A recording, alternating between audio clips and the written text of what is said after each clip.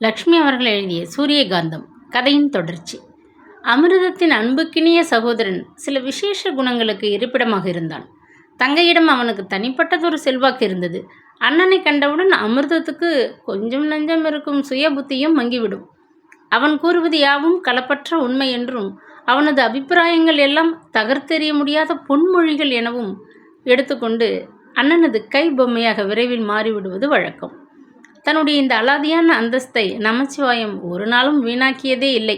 சகோதரியின் வீட்டிற்கு விருந்தாளியாக வந்து தங்கும் ஒவ்வொரு சமயமும் அவன் அமிர்தத்தின் கோபத்தை பல வழிகளிலும் தூண்டிவிட்டு குடும்பத்திற்குள் பெரும் குழப்பத்தை உண்டாக்கிவிட்டு போவது வழக்கம். அமிர்தத்தை விட அவள் சகோதரன் பல வருஷங்களுக்கு மூத்தவன்.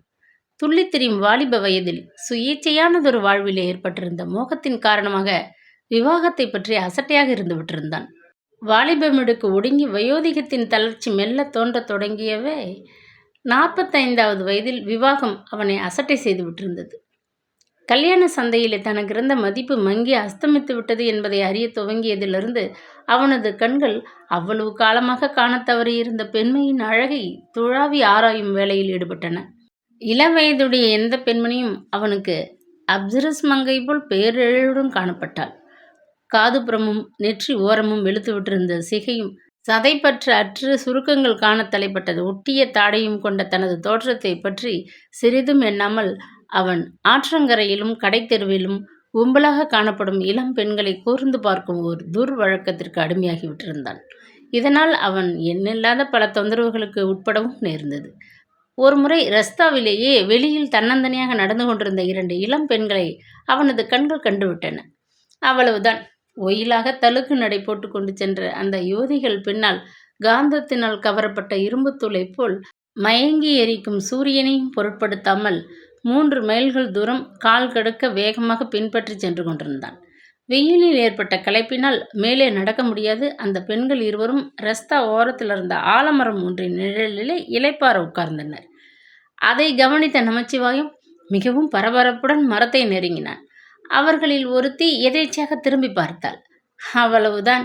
நமச்சிவாயத்திற்கு காலடியில் இருந்த தரை நழுவி திடீரென்று ஒரே வினாடியில் பாதாள உலகை போய் அடைந்து விட்டதை போன்று ஒரு பெரும் அதிர்ச்சி ஏற்பட்டது.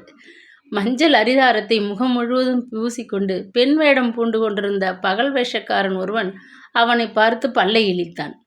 நமச்சிவாயம் நிதானித்து மேலே யோசிக்கும் முன், ஐயா நம்மளையே தேடிக்கிட்டு வந்திருக்கிறாப்புல இருக்கு, எழுந்துடா செங்கமலம் என உற்சாகத்தில் கத்திய மற்றொரு வேஷக்காரன் துள்ளி எழுந்து நின்றான். வலுவிலே வந்து சிக்கி கொண்ட அவனிடம் பொங்கல் இனாம் வாங்காது விடுவதில்லை என்று சபதம் செய்து கொண்டவர்கள் போல் அந்த வேஷக்காரர்கள் இருவரும் அவனை சுற்றி வந்து பாட்டுகள் பாடி கும்மி அடித்து கூத்தாடத் துவங்கிவிட்டனர். இதற்குள் ஒரு பெரும் கூட்டம் அங்கே கூடிவிட்டது. இவ்வளவிற்கும் காரணபூதமாக இருந்த நமச்சிவாயம் இந்த ஆபத்தை வளரவிடாது தடுத்து தன்னை விடுவித்து கொள்ள வெற்றிலை பாக்குக்காக சேமித்து வைத்திருந்து பத்திரமாக வைத்திருந்த ₹1/2 நாணயத்தை அந்த வேஷக்காரர்களுக்கு இனாம் கொடுத்து வெளியேற வேண்டியிருந்தது. இப்படி அடிக்கடி அநேக எதிர்பாராத விபத்துகளில் சிக்கிக்கொண்டும் நமச்சிவாயத்தை அந்த சபலம் விடவே இல்லை. சங்கடங்களும் தொந்தரவுகளும் அதிகரிக்க அதிகரிக்க அவன் ஆசையும் தீவிரமாக வளர்ந்து கொண்டே போயிற்று. அவனது கிராமத்தில் அவனை விட வயதில் மூத்தவர்களுக்கும் நடை தளர்ந்து தலை தும்பப்புவை போல் வெளுத்து விட்டிருந்த படும் கிழங்களுக்கும் கூட விவாகம் நடந்தன. ஆனால் யாரும் நமச்சிவாயத்திற்கு பெண் கொடுப்பதாக தப்பித்தவறி கூட வாயை அசைத்து விடவில்லை.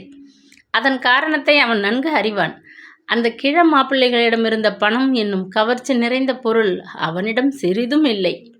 கல்யாணம் என்பதற்கு வேண்டிய வாலிபம், அந்தஸ்து, பணம் என்ற 3 அம்சங்களில் ஒன்று கூட இல்லாத நமச்சிவாயத்தை கண்டு பெண்களை படைத்த பெற்றோர்கள் ஒதுங்கி கொண்டு விட்டனர். கல்யாண சந்தை தன்னை கல்தா கொடுத்து அனுப்பிவிட்டது என்பதை அறிந்து கொண்ட அவன் வேறு வகையின்றி பிரம்மச்சாரியத்தை மேற்கொள்ள வேண்டியிருந்தது. நமச்சிவாயத்தின் பொருளாதார நிலைமை படுமோசமாக போனதற்கு அவனே தான் பொறுப்பாளி. எந்த காரியத்தையும் அவன் வாழ்க்கையிலே அதுநாள் வரை நிரந்தரமாக ஈடுபட்டு செய்தவன் அல்ல. எந்த தொழில் மீதும் அவனுக்கு சீக்கிரம் சலிப்பு ஏற்பட்டுவிடும். ஒரு சமயம் சில தினங்கள் கிராமத்தில் இருக்கும் மிராசுதார் ஒருவருக்கு நிலங்களை மேற்பார்வையிடும் வேலையில் செய்து கொண்டிருப்பான். சில நாட்களில் அந்த வேலை அவனுக்கு அழுத்துவிடும். அதை உதறிவிட்டு மளிகை கடை ஒன்றில் கணக்கு எழுதும் தொழில் அமர்ந்து விடுவான். ஒரே மாதத்தில் அந்த வேலையும் அவனுக்கு கசந்து விடும். அதை விட்டுவிட்டு தொலைத்துவிட்டு வேறு ஒரு வேலையில் ஈடுபடுவான். இவ்வாறு ஒன்றிலும் நிரந்தரமாக இருந்து தொழில் செய்யாது பூவுக்கு பூவு தாவும் தேனி போல தெரிந்து கொண்டிருந்ததனால் சில சமயங்களில் ஒரு இடத்திலும் வேலையாகப்படாது போய்விடுவதும் உண்டு. அப்படி நிலைமை மிகவும் மோசமாகிவிட்டால் வேலை நெருக்கடி தீரும் வரை தன் அருமை சகோதரி வீட்டில் விருந்தாளியாக வந்து உட்கார்ந்து கொண்டு விடுவான். அமிர்தம்மாளின் வீட்டுக்கு அவன் தற்சமயம் செய்திருந்த விஜயம் அவ்வாறு நெருக்கடியினால் ஏற்பட்டதல்ல. சமீப காலத்தில் கடைசியாக அவன் அமர்ந்து கொஞ்சம் கவனத்துடன் செய்து வந்த தொழில் அவனுக்கு முன்னவைகளை காட்டிலும் வெகுவாக பிடித்திருந்தது. அதை சீக்கிரமாக உதறிவிட்டு வேறு வேலையில் அமரும் உத்தேசம் அவனுக்கு இருக்கவில்லை. அருகிலிருந்த நகரத்து புடவை கடையொன்றில் விற்பனையாளாக அவன் வேலை செய்து கொண்டிருந்தான். மாதம் 2 முறை புடவைகளை மூட்டையில் கட்டிக்கொண்டு அருகிலிருந்த கிராமங்களுக்கு விற்பனை செய்ய புறப்படும் வேலை அவனுக்கு கொஞ்சமும் அலுக்கவே இல்லை.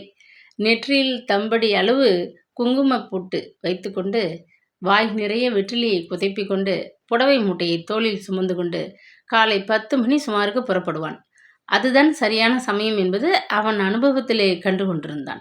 வயலுக்கோ கடைகளுக்கோ தங்கள் அன்றாட அலுவலை பூர்த்தி செய்ய கணவன்மார்கள் வெளியே புறப்பட்டு சென்றதும் அடுப்பிலே பானையில் நீரை கொதிக்க போட்டுவிட்டு பெண்மணிகள் வாசப்பக்கம் தலையை நீட்டுவார்கள்.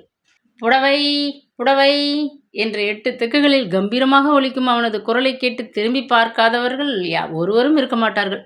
வழவழவென்று மெழுகி கோலமிட்டிருக்கும் தெரு திண்ணை ஒன்றில் ஜம்முக்காலத்தை விரித்து தனது இடையை பரப்பி விடுவான் நமச்சிவாயம். பலாப்பழத்தை ஈ மொய்ப்பது போல் பெண்களின் கூட்டம் அவனை சுற்றி கொண்டு விடும். முத்துக்கண்டாங்கி, பாக்குச்சரம், டெல்லி கொட்டடி, ரெட்டைப்பேட்டை என்று நெட்டூறு பண்ணியிருந்த பெயர்களை ஒரே மூச்சில் ஒப்படைத்துவிட்டு அவைகளை பிரித்து ஜம்முக்காலத்தின் மீது அலட்சியமாக போடுவான். வியப்புடன் அந்த வர்ண சேலைகளை அவர்கள் ஆசை தீர பார்த்து நிற்கும் அதே சமயம் நமச்சிவாயத்தின் கண்களும் சிந்தனையும் ஒரு பெரும் ஆராய்ச்சியில் மூழ்கி கிடக்கும். ஒவ்வொரு பெண்ணிடமும் சிருஷ்டிகர்த்தா ஏதோ ஒருவித அழகை ஏற்படுத்தி இருக்கிறானே என்பதுதான் அவனது ஆராய்ச்சிக்கு உட்பட்ட மாபெரும் விஷயம். அந்த பெண்களில் யாரும் புடவையை வாங்காது போனாலும் அவன் வருத்தப்பட்டது கிடையாது. உண்மையில் புடவையை பார்த்துவிட்டு தங்களுக்கு வாங்க கையில் பணமில்லையே என ஏக்கத்துடன் பெருமூச்செறியும் பெண்களிடம் அவனுக்கு அபாரமான அனுதாபம்.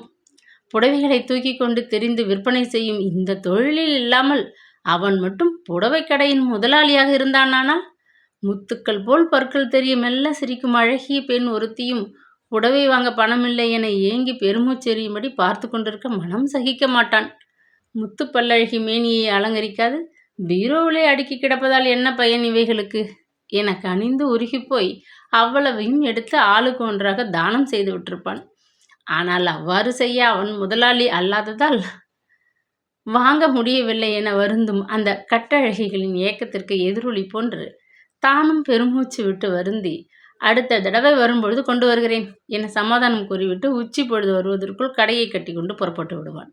தினமும் புதிய முகங்களும் புதிய குரல்களும் பார்த்தும் கேட்டும் கொண்டிருந்த இந்த புதிய வேலை அவனுக்கு மிக மிக பிடித்திருந்தது. நமச்சிவாயத்தின் குண விசேஷத்தை காந்திமதி நன்கு அறிவாள். கொஞ்சமும் வெட்கமின்றி சகோதரியின் வீட்டில் வந்து உட்கார்ந்து கொண்டு நாள் கணக்கிலே விருந்தாளியாக தங்கி விடுவதுடன் அல்லாமல் தங்கைக்கு இல்லாததும் பொல்லாததும் கூறி வீட்டில் சண்டைகளை உண்டாக்கிவிடும் அவனை அவள் அறவே வெறுத்தாள். மேலும் அவனுக்கு அந்நிய பெண்களை கண்டால் சிறிது புத்தி தடுமாறிவிடும் என்று அவனது அற்ப ஆசையையும் அவள் அறிந்திருந்தாள். முந்தைய தடவைகளில் சிவானந்தத்தின் வீட்டிற்கு அவன் வந்திருந்த போது அவனது நடத்தை பற்றி காந்திமதி சந்தேகிக்கும் அளவு சற்று ஒழுங்கு தவறியே நடந்து கொண்டிருந்தான். அமிர்தத்தின் வாய்க்கு அஞ்சி அவள் அதை கண்டதாகவே காட்டிக்கொள்ளவில்லை. சண்டைகளை உற்பத்தி செய்து வேடிக்கை பார்க்கும் துர்க்குணமும் சந்தேக நடத்தையுமான நமச்சிவாயத்தின் வரவு கண்டு காந்திமதி கிளியடைந்து போனதில் கொஞ்சமும் வியப்பே இல்லை. புழக்கடையிலிருந்து உள்ளே வந்த அமிர்தம் சாவகாசமாக கூடத்து தரையில் அண்ணன் அருகில் வந்து உட்கார்ந்து கொண்டாள். ஊரிலிருந்து அப்பொழுதுதான் வந்திருந்த அவனிடம் க்ஷேம லாபங்கள் விசாரித்துவிட்டு, நீங்கள் இப்படியே காலம் கடத்துறதுன்னு வச்சுட்டிங்களா? காலகாலத்தில் ஒரு கல்யாணத்தை செய்து கொள்ளாமல் இப்படி இருக்கிறது நல்லாவா இருக்கு என்று அவனை கண்டபொழுதெல்லாம் ஆரம்பிக்கும் பல்லவியை எடுத்தாள். ஆமாம், கல்யாணம் கட்டி கொண்டு நீங்கள் எல்லோரும் சுகத்தை கண்டுவிட்டீங்க, அந்த பேச்சை விட்டதல்ல அமிர்தம் என பதிலளித்த நமச்சிவாயம் தங்கையின் சம்பாஷணையை மாற்றும் நிமித்தம் சுற்றுமுற்றும் பார்த்தான்.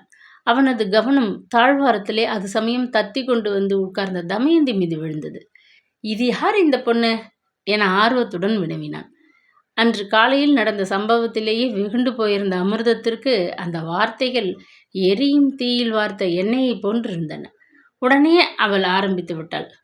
தமயந்தி அங்கு வந்ததிலிருந்து அன்று வரை நடந்த விஷயங்களை ஒன்று விடாது அமிர்தம் வாயிலாக கேட்ட நமச்சிவாயம் முற்றத்திற்கு விரைந்து வாயில் இருந்த வெற்றிலையை காரி உமிழ்ந்து விட்டு வந்து உட்கார்ந்து கொண்டு, அமிர்தம், உனக்கு கொஞ்சமும் புத்தி கிடையாது. பெற்ற பிள்ளைகளே இந்த காலத்தில் தாய் என்கிறத மறந்து நன்றியற்றவர்களாக திரிகிறாங்க. யாரோ பெற்றுவிட்ட இந்த சனியனை வச்சு காப்பாற்றுற பொறுப்பை நீயே ஏற்றுக்கொண்டாய் என்றான் உரத்த குரலில். அடுப்பருகிலே கை வேலையாக இருந்த காந்திமதியின் காதுகளில் அந்த வார்த்தைகள் நன்கு விழுந்தன. ஏன் ஏற்றுக்கொண்டாளா? வடிவேலு கொடுத்த பணத்தை கண்டு மயங்கி ஏற்றுக்கொண்டாள். பண விஷயத்தை பற்றி அவள் சொல்லாவிட்டாலும் நான் சொல்லுகிறேன் கேட்டுக்கொள். வடிவேலு தன் பெண்ணிற்காக மாதா மாதம் செலவிற்கு பணம் வேண்டியது அனுப்பி கொண்டிருந்தான். போகும்போது மொத்தமாக பெருந்தொகை ஒன்றும் கொடுத்து விட்டு போயிருந்தான். உன்னுடைய அருமை தங்கை கருணை மிகுதியினால் அந்த அனாதை குழந்தைக்கு இனாமாக சோறு போட்டு விடவில்லை என்று கூக்குரலிட்டு கத்த வேண்டும் போல கோபம் பொங்கி கொண்டு வந்தது. பல்லை கடித்து கொண்ட அவள் அருகில் இருந்த விறகு குச்சி ஒன்றை ஆத்திரத்தில் படக்கென ஒடித்து அடுப்புக்குள் திணித்துவிட்டு மேலே சம்பாஷணையை கவனிக்க எழுந்து கதவு அருகில் வந்து நின்று கொண்டாள். நமச்சிவாயத்தின் மூலையில் மின்னல் போல் ஒரு யோசனை உதயமாயிற்று. அமிர்தம், எனக்கு ஒரு யோசனை தோணுகிறது. அதுபடியே செய்தால் உனக்கும் பொறுப்பு தொலையும், லாபமும் உண்டு என்றான். அது என்ன சொல்லுங்களேன். நீங்கள் எப்பவாவது எனக்கு எடுத்து சொன்னாதான் உண்டு. இல்லாவிட்டால் மூளையற்ற மண்டு பெண் பிள்ளை நான் என்ன கண்டேன் என்றாள் அமிர்தம் பதிலுக்கு. குரலை தாழ்த்தி கொண்டே நமச்சிவாயம் சுற்றிலும் பார்த்துவிட்டு, இந்த காலத்தில் ஜாதி மதம் எல்லாம் பார்க்குற வழக்கம் குறைஞ்சி போச்சு. அதனால் இந்த யோசனையில் தப்பு ஒன்றும் இருக்கிறதா எனக்கு தோணலை என்று பூர்வ பீடிகையுடன் நிறுத்திவிட்டு தொண்டையை கனைத்து கொண்டான். அவன் கூறி முடிக்கும் முன் காந்திமதியின் இருதயம் பயத்திலே வெடித்துவிடும் போல் தீவிரமாக அடித்து கொண்டது. நம் கிராமத்தில் காரை சீமை மரக்காயர்னு ஒருத்தர் இருந்தாரே, ஞாபகம் இருக்கிறதா? அவர் மச்சான் ஒருத்தர் ஹைதராபாத்தில் தோல் கடை வச்சு ஏராளமாக பணம் சேர்த்திருக்கிறார். அவருக்கு குழந்தைன்னா உயிர். அத்தனை பணம் இருந்தும் தன்னுதுன்னு சொல்லிக்கொள்ள ஒரு குழந்தை பிறக்கவில்லை. போன தடவை நம்ம கிராமத்துக்கு அவர் வந்தபோது ஒரு விஷயம் நடந்து ஊர் திமிலோகப்பட்டு கொண்டிருந்தது. வாய்க்கால் கரையோரம் இருந்த அரச மரத்தடியிலே ஒரு பச்சை குழந்தையை யாரோ போட்டு விட்டு போயிருந்தாங்க. போலீஸ் கீலீஸ் எல்லாம் வந்து ஒரே அமர்க்கலாம் ஆயிடுத்து. ஒரு வாரம் தேடினார்கள். குழந்தையின் தாயை கண்டுபிடிக்கவில்லை. ஹைதராபாத் மரைக்காயருக்கு ஒரு யோசனை தோணவே அந்த குழந்தையை தாம் எடுத்து வளர்க்கிறதாக ஒப்புக்கொண்டு அப்படியே எழுதி கொண்டுட்டு வாங்கி கொண்டார். அது ஆண் குழந்தை. அதுக்கு ஜோடியாக வளர்க்க ஒரு பெண் குழந்தை வேண்டும் என்று அவர் ஆசைப்பட்டு கொண்டு வெகு நாள் பிரயாசைப்பட்டு கொண்டிருந்தார். இந்த குட்டியை பார்த்தால் அவருக்கு ரொம்ப பிடித்துவிடும். பாவம், பிள்ளை இல்லாத மனுஷன். பிழைத்து போகட்டும். குழந்தையை அவர் சும்மா வாங்கி கொண்டு விட மாட்டார். ஏதாவது ஈடாக பணம் கொடுத்து விடுவார். 1000 2000 வரை கூட பணம் பகிர்ந்து விடும். உடனே ஹைதராபாத்துக்கு கூட்டி கொண்டு போய் விடுவார். உனக்கு தொல்லையும் விட்டது, அந்த குழந்தைக்கும் தரித்திரம் விட்டது என்றான் உற்சாகத்துடன். 1000 2000 என்றதும் அமிர்தத்தின் கண்கள் ஆச்சரியத்துடன் விரிந்தன. வீட்டிலே இவர் ஒப்புக்கொள்ள மாட்டார் இதுக்கெல்லாம் என்றாள் அவள் சட்டென கவலையுடன். அதையெல்லாம் பற்றி உனக்கு என்ன? உனக்கு சம்மதம் என்றால் காரியத்தை என்னிடம் விட்டுவிட, நான் கவனிச்சுக்கிறேன் என்றான் கர்வத்துடன் அவன். இவர் சம்மதிச்சிட்டா கூட அப்படி சுலபமாக காரியத்தை நடத்திட முடியாது. அந்த பாவி இருக்கிறாளே, அவள் தான் பெத்த குழந்தையை போல பறிஞ்சு கொண்டு சண்டைக்கு வந்து விடுவாளே என்றாள். காந்திமதி தானே சொல்கிற? அதையும் என்கிட்ட விட்டுடு, நான் கவனிச்சுக்கிறேன் என்றான் நமச்சிவாயம் விரப்பாக. திடீரென்று அமிர்தத்துக்கு ஒரு சந்தேகம் ஏற்பட்டது. இதுவரை அவர்கள் பேசி வந்த சம்பாஷணை காந்திமதி காதுகளில் பட்டுவிட்டிருந்தால் என எண்ணி திகிலுடன் எழுந்திருந்து சமையலறை பக்கம் சென்றாள். காந்திமதி அங்கே காணவில்லை. சமையலறைக்கு பின்புறம் இருந்த கதவு திறந்திருந்தது. மெல்ல வெளியே எட்டி பார்த்த அமிர்தம் காந்திமதி பின்கட்டு தாழ்வாரத்தில் கிடந்த அம்மியில் அவசரமாக துவையலுக்கு அரைத்து கொண்டிருப்பதை கண்டாள். கொஞ்சம் மெதுவாக செய்யம்மா, குழவி உடைஞ்சிட போகுது என்று அதட்டிவிட்டு தாங்கள் பேசிய ரகசிய திட்டத்தை அவள் கேட்டுக்கொண்டிருக்கவில்லை என்ற மன நிம்மதியுடன் திரும்ப கூடத்திற்கு வந்தாள். உண்மையில் காந்திமதி அம்மி குழவி இரண்டாக்கி விடும்படிதான் ஆத்திரத்துடன் அரைத்து கொண்டிருந்தாள். அம்மி மீது வைத்திருந்த மிளகாயை நமச்சிவாயத்தின் தலை என்று எண்ணிக்கொண்டு ஆத்திரத்துடன் டகார் டகார் என குழவி கல்லால் நசுக்கி கொண்டிருந்த அவளது உள்ளத்திலே கோபம் புயல் போல் வீசிக்கொண்டிருந்தது. நமச்சிவாயத்தினால் தன் அன்பிற்கு உகந்த தமயந்திக்கு வரவிருந்த ஆபத்தை பலவாறு கற்பனை செய்து எப்பொழுது விடியும் என்று துடித்து கொண்டு காத்திருந்த அவள் எல்லோருக்கும் முன் எழுந்திருந்து வீட்டு காரியங்களை மிகவும் துரிதமாக செய்து முடித்துவிட்டு சூரியன் உச்சி முகட்டை அடையும் தருவாயில் குடத்தை எடுத்துக்கொண்டு ஆற்றுக்கு கிளம்பினாள். அவசரமாக குடத்தை தென்னை மீது இறக்கி வைத்துவிட்டு மிகவும் பதட்டத்துடன் உள்ளே நுழைந்த அவளை கண்ட சம்பந்த முதலியார், என்னம்மா காந்திமதி என கவலையுடன் வினவிய வண்ணம் உள்ளிருந்து எழுந்து வந்தார். காந்திமதிக்கு சற்றென்று பேச முடியவில்லை. ஆத்திரமும் துக்கமும் அவளது நெஞ்சை பிடித்து கொள்ளவே சொல்ல துடித்து கொண்டு வந்த விஷயங்களை கூற முடியாது அருகில் இருந்த தூண் ஒன்றை கெட்டியாக பிடித்து கொண்டு ஹோவென வாய் விட்டு விம்மி விம்மி அழத் தொடங்கினாள். காந்திமதி மனதை வேதனை செய்யக்கூடிய விபரீதமான சம்பவம் ஏதோ நடந்து விட்டிருக்கிறது என தமக்குள்ளே ஊகித்து கொண்ட முதலியார் அழுது முடித்து அவள் சிறிது சமாதானம் அடைந்த பின் தானே கூறட்டும் என எண்ணியவராய், இந்த நகரத்தினும் உன்னைத்தானே, ஒரு லோட்டாவிலே தண்ணீர் எடுத்துக்கொண்டு இங்கே வா, காந்திமதி தங்கச்சி வந்திருக்கு என்று உள்ளே காரியமாக இருந்த தமது மனைவியை உரத்த குரலில் கூப்பிட்டார். காந்திமதி விம்மி அழுவதை காண சகிக்காது அமைதியற்றவராக தாழ்வாரத்தில் முன்னும் பின்னும் உலாவ ஆரம்பித்தார். கணவனது கட்டளைப்படியே விரைந்து வந்த முதலியாரின் மனைவி காந்திமதியை கண்டதும் மிகவும் பரபரப்படைந்து போய், என்னம்மா தங்கச்சி, என்ன நடந்துச்சு என அனுதாபத்துடன் விசாரித்து கொண்டு அருகில் ஓடி வந்து அவளது முகவாயை ஆதரவுடன் நிமிர்த்தி கன்னங்கள் மீது வழிந்த கண்ணீரை துடைத்து விட்டாள். அவளது அன்பு பிடியிலிருந்து தன்னை விடுவித்து கொண்ட காந்திமதி லேசாக புன்முறுவல் அளித்துவிட்டு, அண்ணாச்சி, உங்களுக்கு நான் தொந்தரவு கொடுக்கவே பிறந்திருக்கிறேன், மன்னிச்சு கொள்ளுங்கள். உங்களை தவிர எனக்கு ஆதரவு காட்டி உதவும் மனிதர் வேறு யாரும் இல்லை என்று துயரத்துடன் கூறி முடிக்க முடியாது நிறுத்தினாள். மீண்டும் அவளது கண்கள் கலங்குவதை கவனித்த நாகரத்தினம் மிகவும் இரக்கவசப்பட்டு போய்விட்டாள். என்னம்மா தங்கச்சி, என்ன நடந்துச்சு, விவரமாக சொல்லம்மா. உங்கள் அண்ணார் உனக்கு உதவி செய்யாது பின் யாருக்கு உதவி செய்ய போகிறார், வருத்தப்படாதே அம்மா என்றாள். அவளது மிருதுவான அந்த வார்த்தைகளில் சற்று ஆறுதல் அடைந்த காந்திமதி கண்களை துடைத்து கொண்டு, அண்ணாச்சி, என் தங்கையின் மகள் தமயந்தி அதிர்ஷ்டத்தில் என்னை கொண்டுதான் பிறந்திருக்கிறாள். இடிமேல் இடிபோல் இந்த சிறு வயதிலே அவளுக்கு நேர்ந்திருக்கிற பல துன்பங்களும் போதாது போல இன்னும் ஒரு பெரிய ஆபத்து ஏற்பட போகிறது என்றாள் துக்கத்துடன். நேற்று பகல் நீ இங்கிருந்து போன பிறகு இந்த குழந்தைக்கு இன்னும் ஏதாவது கஷ்டம் ஏற்பட்டதா என்று அனுதாபத்துடன் விசாரித்தார் முதலியார். மற்றவைகள் கூட தேவலாம் என்கிற வரைக்கும் தமயந்திக்கு ஒரு பெரும் ஆபத்து வர காத்து நிற்கிறது.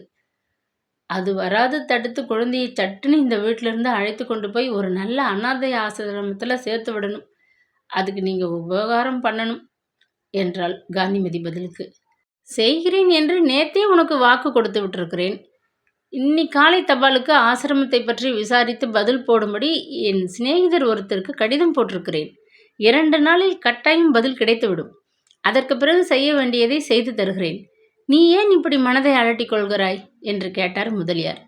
முதலியார் தம்பதியை நன்றி பெருகும் கண்களால் ஏறிட்டு பார்த்துவிட்டு காந்திமதி பேசலுற்றார். நீங்கள் செய்கிறேன் என்று ஒப்புக்கொண்டால் கட்டாயம் உதவி செய்வீர்கள் என்பதை அறிவேன். அந்த குழந்தைக்கு வேறு ஒரு பெரும் ஆபத்து வர இருக்கிறது. அதை உங்களிடம் கூறி யோசனை கேட்டு போகத்தான் அவசரமாக ஓடி வந்தேன். ஊரிலிருந்து நேற்று பகல் எங்கள் வீட்டிற்கு நமச்சிவாயம் விருந்தாளியாக வந்திருக்கிறான் என்றாள். அந்த கடங்காரன் இப்போ எதுக்கு வந்தானாம் என்று முதலியாரின் மனைவி கோபத்துடன் கேட்டாள். நமச்சிவாயத்தினால் சிவானந்தத்தின் வீட்டிற்குள் ஏற்படும் சண்டை சச்சரவுகளை பற்றி அவள் அறிவாளாதலின் அவளுக்கு அவன் பெயரை கேட்டதுமே சினம் பற்றி கொண்டு வந்தது. ஏன் வந்தான் என்று கேட்க எனக்கு உரிமை ஏது அண்ணி? அப்படி கேட்டுவிட்டால் அமிர்தம் என்னை சும்மா விட்டு விடுவாளா? வந்ததும் வராதுமாக நமச்சிவாயம் தன் வேலையை காட்டத் துவங்கி விட்டான் என்று ஆரம்பித்த காந்திமதி ஒன்றும் விடாது விவரமாக அமிர்தத்திற்கும் அவன் சகோதரனுக்கும் இடையே நடந்த சம்பாஷணையை முழுதும் கூறி முடித்தாள். அதுவரை மௌனமாக கேட்டுக்கொண்டு வந்த முதலியார் கோபத்துடன் பற்களை கடித்தார். 2 குழந்தைகளுக்கு தாயான உன் அண்ணியா இப்படி பேசுகிறாள்? வெக்கம்! அவள் புத்தி இவ்வளவு ஈனமான காரியத்தை செய்ய நினைக்கவே வேண்டாம். நமச்சிவாயம் இஷ்டப்படி தமயந்தியை எடுத்து எவனிடமும் தானம் செய்துவிட அவள் கேள்வி முறையில்லா அனாதை பெண்ணா? நியாயத்தை கேட்க ஊரில் 4 பேர் இல்லையா? ஓஹோ, வெகு பேஷாக இருக்கிறதே என்று கோபத்துடன் இறைந்து கத்தினார். அதற்காகத்தான் உங்களிடம் ஓடி வந்தேன். இதை பற்றி முதலிலேயே உங்களுக்கு எச்சரிக்கை செய்துவிட்டால் தவறு நடக்குமுன் தடுக்க முடியும் அல்லவா? அவர்கள் இருவரும் அப்படி பேசி கொண்டிருந்ததை கேட்டபொழுது என் ரத்தம் கொதிச்சு போச்சு. எனக்கு வந்த கோபத்தில் என்னென்னவெல்லாமோ செய்திடணும் போல் தோணுச்சு. ஆனால் காரியம்தான் பெருசு. அவசரப்பட்டு காரியத்தை வீணாக்கி விடக்கூடாதுன்னு நான் பொறுமையோடு என்னை கட்டுப்படுத்தி கொண்டு இருந்தேன் என்றாள் காந்திமதி. இதை கேட்கும் பொழுது என் ரத்தமும் கொதிக்குதும்மா. உலகத்துல ஈவு இரக்கமில்லாத இப்படிப்பட்ட கல் நெஞ்சக்காரர்களும் இருக்கிறாங்கங்கிறது ஆச்சரியமா இருக்கு. நீ ஒன்றும் பயப்படாதே. எது நடந்தாலும் நான் இருக்கிறேன் உதவி செய்ய என்றார் முதலியார் முடிவாக. அண்ணாச்சி, உங்களுக்கு நான் எவ்வளவு கடமைப்பட்டிருக்கிறேன்னு வார்த்தையால் சொல்லிவிட்டால் போதாது. என் உயிர் உள்ள வரைக்கும் உங்களை தெய்வம் என்று நினைச்சு நன்றியோடு இருக்க வேண்டியவள் என்று கூறிய காந்திமதி சிறிது நேரம் மேலே யோசிக்கிறவள் போல் தயங்கினாள். பிறகு தொண்டையை இருமி சரிப்படுத்தி கொண்டு, எனக்கு இன்னும் ஒரு சிறு உபகாரம் செய்ய வேணும். ஆற்றுக்கு தண்ணி எடுக்கிறதாக நான் உங்கள் வீட்டிற்கு தான் ஏதாவது அவசர சமயத்தில் வரதே ஒழிய வேறு எங்கேயும் நான் போவதில்லைங்கிறது உங்களுக்கு தெரியும். அதனால் பக்கத்து டவுனில் காசு கடையில் இதை விற்று வந்த பணத்தை எனக்கு வாங்கி தரணும். தமயந்தி கொண்டு போய் ஆசிரமத்தில் படிப்பதற்காக சேர்க்கணும்னா கையில் கொஞ்சம் செலவுக்கு பணம் தேவையாக இருக்குமல்லவா என்று கூறி ஒரு காகித பொட்டலத்தை அவரிடம் கொடுத்தாள். அதை வாங்கி நிதானமாக பிரித்த முதலியார் கையில் தேல் கொட்டி விட்டது போல் துள்ளி கொண்டு நகர்ந்து நின்றார். என்னம்மா தங்கச்சி இது? இதையா விற்க சொல்கிறாய் என்று வியப்புடன் கேட்ட அவர் அனலை கையில் பிடித்து கொண்டிருப்பவர் போல் பொட்டலத்தை கீழே வைத்தார். காகித மடிப்புகளின் இடையே பளபளவென்று மின்னிக் கொண்டிருந்த தங்க மாங்கல்யத்தை கண்ட நாகரத்னம் துணுக்குற்ற அச்சத்துடன் காந்திமதியின் முகத்தை நிமிர்ந்து பார்த்தாள். ஏன் நீ இதை விற்பதில் என்ன தவறு? என்னிடம் என்னுடையது என்று சொல்லிக்கொள்ள இதை தவிர வேறு நகை ஏதும் கிடையாது. நான் பணத்திற்கு எங்கே போவேன்? எத்தனையோ தடவைகள் என்னை போன்ற ஏழை பெண்கள் ஆபத்து காலத்தில் தங்களுடைய மாங்கல்யத்தையும் விற்க நேர்ந்திருக்கிறது என்று கேள்விப்பட்டிருக்கிறோம். அது என் விஷயத்தில் இப்பொழுது நடக்கிறது. 12 வருஷங்களுக்கு முன்னால் இப்படி ஒரு கஷ்டகாலம் ஏதேனும் எனக்கு வந்திருந்தால் இப்படிப்பட்ட ஒரு யோசனையே எனக்கு தோன்றி இருக்குமா? என் மீது பரிசுத்தமான அன்பு கொண்டிருந்த அவரது அன்பு கரங்களால் எனக்கு அணிவித்த இந்த ஆபரணத்தை கழுத்தை விட்டு உயிர் போனாலும் கழட்டத்தான் துணிவேனா? ஆனால் அண்ணாச்சி, இன்றைக்கு விஷயமே வேறு. என் மனநிலையும் அதேபோல் வேறு. ஒரு பொருளுக்கு நாம் கொடுக்கும் மதிப்பும் குறைவு. மனதையும் கர்ப்பத்தையும் பொறுத்துத்தானே இருக்கிறது. வாழ்க்கையிலே அந்த ஒரு மனிதரையே சதம் என்று முழுவதும் நம்பியிருந்தேனோ அந்த மனிதரே என்னை மோசம் செய்து எல்லோர் முன்னிலையிலும் அவமானப்படும்படி இந்த நிலையில் வைத்துவிட்டு போயிருக்கையில் கேவலம் இந்த ஜட பொருள் என்னை விட்டு போவதால் என் கௌரவமும் மதிப்பும் மங்கிவிடப் போகின்றனவா? நான் இழந்துவிட்டிருக்கும் இன்ப வாழ்க்கையை ஒவ்வொரு நிமிஷமும் ஞாபகப்படுத்தி கொண்டு என் கழுத்திலே இருப்பதை விட என்னை விட உலகிலே மிகவும் துர்பாக்கியசாலியாகி விட்டிருக்கும் ஒரு ஏழை குழந்தையின் கல்விக்கு உபயோகமாக இது அமைவது எவ்வளவோ நல்லது என்று உணர்ச்சி வேகத்தில் படபடவென்று பேசிக்கொண்டு போனாள். முதலியார் பதில் அளிக்காது பெருமூச்சு எறிந்தார். காந்திமதி தொடர்ந்தாற்போல், ஒரு சில பெண்கள் இந்த ஆபரணத்தை தங்கள் கணவர்களுக்கு ஏற்பட்ட ஆபத்தை சமாளிக்க விற்றிருக்கிறார்கள். ஒரு சில பெண்கள் தங்கள் அருமை குழந்தை உயிருக்கு மன்றாடுவதை தடுக்க இதை விற்க முன்வந்திருக்கிறார்கள். ஆனால் யாரும் இதுவரை என் போல் ஒரு கொள்கைக்காக இதை விற்று உதவி செய்ய நினைத்ததில்லை. நான் அறிவேன். தமயந்தி என் தங்கை மகள் என்றோ தாயற்ற குழந்தை என்றோ நான் இதை விற்க முன்வரவில்லை. தகப்பனுக்கு பின் கணவன், அவனுக்கு பின் மகன் அல்லது சகோதரன் என்று பெண் என்பவள் எப்பொழுதும் ஆணுக்கு அடிமைப்பட்டு வாழ வேண்டும் என்ற தனி சட்டம் வகுத்து வைத்திருக்கும் இந்த அநியாய சமூகத்திலே பெண் கல்வி என்கிற உதவியில தனியே வாழ முடியும் என்ற கொள்கைக்காக விற்கிறேன். நான் பரம ஏழை பெண்களின் அடி மனதிற்கு விடுதலை அளிக்க நான் பெரிய பள்ளிக்கூடம் கட்டி வைக்கப் போவதில்லை. காலேஜுகள் அமைத்து விடப் போவதில்லை. ஏழையிலும் பரம ஏழையான என்னால் ஒரு பெண்ணின் அறிவு கண் திறக்க ஒரு சிறு உதவி செய்ய முடிந்தது என்ற வரைக்கும் எனக்கு செய்ய முடிந்தால் போதும். அண்ணாச்சி, வீணாக மலைக்காதீங்க, என் ஆசையை தடுக்காதீங்க என்றாள் உணர்ச்சி வசத்தில் நடுங்கும் குரலில். உன் பேச்சில் இருக்கும் உண்மைகளை நான் அறியாமல் இல்லை. உனக்கு பதில் சொல்லவே எனக்கு விளங்கவில்லை. நீ 20 வருஷத்துக்கு அப்பால பிறக்க வேண்டியவள், அவ்வளவுதான் சொல்வேன் என்றார் பச்சாதாபத்துடன் முதலியார். 20 வருஷத்துக்கு முந்தி பிறக்க வேண்டியவர்களும் சில சமயம் தவறி பிறந்து விடுகிறார்கள். அதை விட்டு தள்ளுங்கள். முடியாதுன்னு சொல்லாமல் இந்த உதவியை எனக்கு செய்யுங்கள். அதுதான் நான் கேட்பது என்றாள் காந்திமதி முடிவில். உனக்கு பணம் தேவையானால் நான் தருகிறேன் என்று முதலியார் முடிக்கும் முன் குறுக்கிட்ட அவள், அதை நான் எப்படி ஏற்றுக்கொள்ள முடியும்? கடனாக எடுத்துக்கொள் என்பீர்கள், அதுவும் சரியல்ல. எனக்கு என்று மஞ்சள் காணி இருக்கிறதா? அதன் மாசூல் பணத்திலிருந்து கடனை திருப்பி கொடுத்து விடலாம் என்று சொல்ல, நான் தீர யோசித்து விட்டு தான் இந்த காரியம் செய்ய வந்திருக்கிறேன். அந்த காலத்திலே செய்ததாகையால் இது 4 பவுன் எடைக்கு குறையாது இருக்கும். விற்றால் ஒரு 40 ரூபாயாவது கிடைத்தால் போதும் என்றாள் பிடிவாதமாக. இதுவரை எல்லாவற்றையும் கேட்டுக்கொண்ட வாளாயிருந்த நாகரத்தினம், உன் அண்ணி கழுத்தை பார்த்துவிட்டு காணவில்லையே என்று கேட்டா பின்னாடி வீண் பொல்லாப்பல்லவா வந்து சேரும் என்று கவலையுடன் வினவினாள். ஆற்றிலே குலுக்கியில் நழுவி விழுந்து விட்டது என்று சொல்லிக் கொள்வேன். அண்ணாச்சி, அதை பற்றி கவலைப்படாதீங்க என்று கூறிவிட்டு வறட்சியாக சிரித்த காந்திமதி, நாளை பகல் இந்த வேலைக்கு வருகிறேன், நேரமாச்சு என கூறிவிட்டு விடைபெற்று கொண்டு புறப்பட்டாள். பக்கத்து கிராமத்திலிருந்து புடவை மூட்டையுடன் நல்ல நடுப்பகல் நேரத்துக்கு பசியுடன் தங்கையின் வீட்டை நோக்கி விரைந்து வந்து கொண்டிருந்தான் நமச்சிவாய். சிறிது தூரத்தில் ஆற்றோரம் அமைந்திருந்த வீட்டின் திண்ணை மீதிருந்த குடத்தை தூக்கி இடையில் வைத்துக்கொண்டு ஒற்றையடி பாதை வழியே தனியாக செல்லும் பெண்மணி ஒருத்தியை கண்டதும் அவனது நடை துரிதப்பட்டது. சற்று அருகில் வந்ததும் தனக்கு முன் நடந்து கொண்டு செல்லும் அந்த பெண்மணி யார் என்பதை அடையாளம் கண்டு கொண்டு விட்டதும் அவன் நெஞ்சு பல்வேறு உணர்ச்சியில் படபடவென்று அடித்து கொண்டது. ஆற்றோரம் இருந்த அந்த கூரை வீட்டையும் காந்திமதியையும் வியப்புடன் மாறி மாறி சிறிது நேரம் பார்த்து கொண்டு நின்ற அவனது மூளையில் பலவிதமான சந்தேகங்கள் எழும்பலாயின. உடனடியாக அன்று மாலை காந்திமதி தன்னிடம் நடந்து கொண்ட விதத்தை நினைத்து கொண்டதும் அடங்கியிருந்த அவனது ஆத்திரம் எரிமலை போல் குமுறிக்கொண்டு வந்தது. வெண்கல லோட்டாவிலே காப்பியை நிரப்பி எடுத்துக்கொண்டு வந்து தரையில் வைத்தாள் அன்று காலை காந்திமதி. கூடத்திலே நமச்சிவாய் மட்டுமே தனியாக அது சமயம் இருந்தான். தரையில் வச்சுட்டு போகணுமா? கையில் கொடுத்திருக்கப்படாதா? அவ்வளவு பாக்கியம் நான் செய்யலையா என்று சரசமாக பேசிய நமச்சிவாயம் காந்திமதியை நிமிர்ந்து பார்த்து விஷமமாக புன்னகை செய்தான். விற்றென்று திரும்பிய காந்திமதியின் கண்கள் அனாலை கக்கி கொண்டிருந்தன. மேலே பேசினால் முற்றத்திலே கிடக்கும் விறகு கட்டையினால் மண்டையை பிளந்து விடுவேன், ஜாக்கிரதை என்று எச்சரிப்பவள் போல் அவனை வெறித்து பார்த்துவிட்டு மின்னல் வேகத்தில் உள்ளே சென்று விட்டாள். அலைகள் போல் சரிந்த கருங்கூந்தலும் தாழம்பூவை போன்ற நிறமும் மௌனத்தின் சோபை மங்காத தோற்றம் கொண்ட காந்திமதியை காணும் பொழுதெல்லாம் நமச்சிவாயத்தின் உள்ளம் இல்லாத கற்பனையெல்லாம் எண்ணிக்கொண்டு சஞ்சலப்பட்டது. வாஸ்தவம்தான். பாலைவனத்து வெண்ணிலவு போல இவ்வளவு அழகும் பாழாகுதே என எண்ணி அவன் பெருமூச்சு எறிவதும் உண்டு.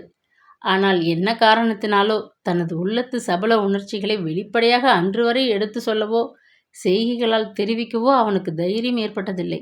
சொல்லவும் மாட்டாது. ஒரேடியாக மறைந்து ஒழியவும் மனமின்றி தவித்து தத்தளித்து கொண்டிருந்த அவன் அன்று காலை கொஞ்சம் துணிவடைந்து காந்திமதியின் கவனத்தை தன்பால் திருப்ப மெல்ல அவ்வாறு பேசி பார்த்தான். அதற்கு கிடைத்த பதில் அவனுக்கு ஏமாற்றத்தையும் பயத்தையும் உண்டு பண்ணியிருந்தன. தான் முறை தவறி பேசுவதாக காந்திமதி தன் அண்ணனிடம் சொல்லிவிடப் போகிறாள் என்ற பயத்தில் அவனுக்கு அதற்கு மேல் வீட்டிலே இருப்பு கொள்ளவில்லை. உச்சி வெயில் வேளையில் தண்ணிக்கு போகிற ரகசியம் இதுதானா? இருக்கட்டும், சொல்கிறேன். விளையாட்டாக 2 வார்த்தை பேசினதற்கு அப்படி முறைத்தாளே கள்ளி என்று தன் மனதிற்குள்ளே கருவிக்கொண்டு ஆத்திரத்தில் துடித்த நமச்சிவாயம் வயல்கள் வழியே குறுக்காக புகுந்து ஓட்டமும் நடையுமாக காந்திமதிக்கு முன் வீட்டை சென்று அடைந்தான். வயிறு நிறைய சோற்றை உண்டு விட்டு வாயில் வெற்றிலையை குதைப்பு கொண்டு அமிர்தம் கூடத்து தரையில் காலை நீட்டிக்கொண்டு உட்கார்ந்திருந்தாள். அண்ணனை கண்டதும், என்னென்ன இது, பொழுதுக்கு சாப்பிடக்கூட இல்லாமல் எங்கேயோ சுற்றி திரிஞ்சிட்டு இது என்ன வேலை என்று பல்லை எழித்து வரவேற்றாள். அமிர்தம், உன்னை போல வெள்ளை மனசு படைச்சவங்க எல்லாம் உலகத்தில் இருக்கிறதுக்கே தகாதவங்க. உன் கண் முன்னாடி நடக்கிற சங்கதி உனக்கு தெரிகிறதே கிடையாது. காலம் கெட்டு கிடக்கிறது. யாரையும் நம்புவதற்கு இல்லை என்றான் வேதாந்தமாக. அமிர்தத்துக்கு சற்றென்று ஒன்றுமே விளங்கவில்லை. என்னமோ வந்ததும் வராதமாக புதிர் போடுறீங்களே, விஷயத்தை விளக்கமாக தான் சொல்லுங்களேன் என்றாள் ஆவலுடன். நேற்று நான் வந்தப்ப எனக்கு விபரீதமாக பட்டது. நல்ல வெயில் வேலையில் இளம் பிரயாயத்து பொண்ணு தனியாக ஆற்றுக்கு போய் வந்திருக்கிறாளேன்னு காந்திமதியை பார்த்ததும் நினச்சேன். இன்னைக்கு அதன் காரணம் பட்டவர்த்தனமாக தெரிஞ்சிடுச்சு. ஆற்றோரும் தனியாக ஒதுக்குப்புறமாக இருக்கிற கூரை வீட்டில் இவளுக்கு என்ன வேலை? நான் சொல்கிறேன்னு கோச்சிக்காதே. உன் நாத்தி நடத்தியை பற்றி எங்கள் ஊரில் பலவிதமாக சொல்லிக்கிறது உண்டு. நான் இத்தனை நாளும் வெறும் கட்டுக்கதைன்னு இருந்தேன். இன்னைக்கு கண்ணால் பார்த்துட்டேன். ஆற்றுக்கு தண்ணி எடுக்க போவதாக போக்கு காட்டிவிட்டு தம் மனசுக்கு பிடிச்ச மன்மதனை சந்திக்க போகிறா இவ. இதை நீ ஆரம்பத்திலேயே கவனித்து அடக்காவிட்டால் குடும்ப கௌரவம் நாசமாக போய்விடும். ஆமாம், சொல்லிவிட்டேன் என்றான். அப்படியா, நிஜமாவா என்று ஆச்சரியத்துடன் கேட்ட அமிர்தம் மின்சாரத்தில் தாக்கொண்டவள் போல் அதிர்ச்சியுற்று நிமிர்ந்து உட்கார்ந்து கொண்டாள். காந்திமதி மீது பழிவாங்க நல்ல ஒரு விஷயம் தன்னிடம் சிக்கிக்கொண்டு விட்டது என்று எண்ணிய மாத்திரத்தில் கோபமும் சந்தோஷமும் ஒருங்கே தாளாது அவளது இருதயம் வெடித்துவிடும் போல் படபடவென்று துடித்து கொண்டது. தொடரும்.